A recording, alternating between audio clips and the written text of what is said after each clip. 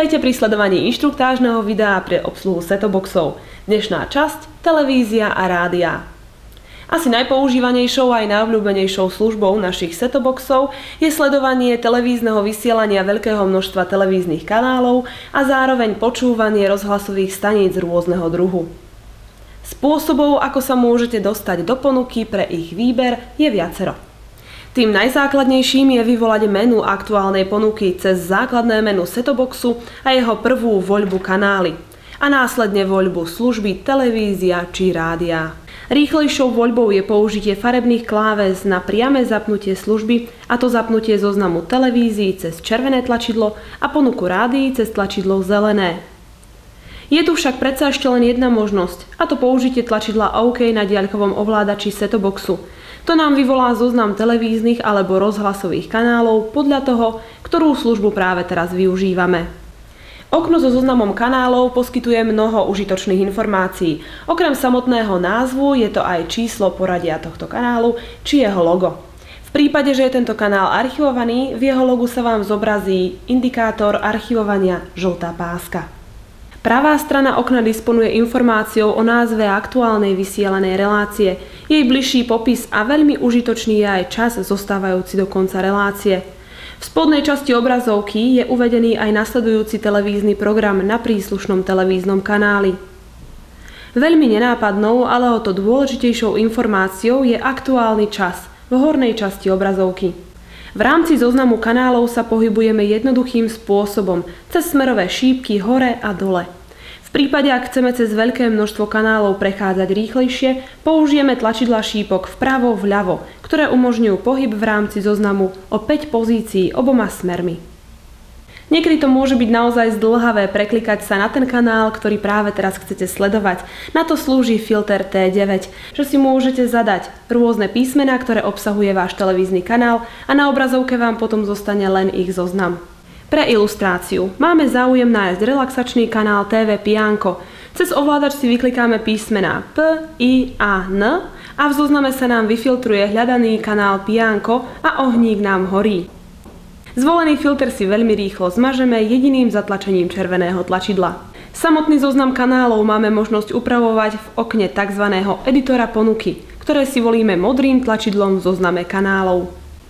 Môžeme si aj zmeniť poradie kanálov podľa našich predstav, či už postupným posunom cez grafické šípky smerom hore-dole, alebo priamym zadaním požadovaného čísla poradia cez modré tlačidlo. V editore ponuky môžeme neželaný kanál vyradiť zo zoznamu kanálov jeho odznačením z ponuky a znemožniť tak jeho sledovanie, alebo ho môžeme len umiestniť pod rodičovský zámok. To sa vykoná označením kanálu symbolom visiaceho zámku. Samotné nastavenie kódu rodičovského zámku prebieha v nastaveniach v položke Rodičovský zámok. Editor ponuky ešte umožňuje individuálne nastavenie hlasitosti každého kanálu a zobrazenie jeho aktuálnej nastavenej zvukovej stopy. A je tu ešte niekoľko dôležitých televíznych funkcií, poďme si ich ukázať. Môžete si napríklad zapnúť teletext na kanáloch, ktoré to podporujú. Tento digitálny teletext umožňuje veľmi rýchle prepínanie medzi stránkami a ich podstránkami smerovými šípkami na diaľkovom ovládači.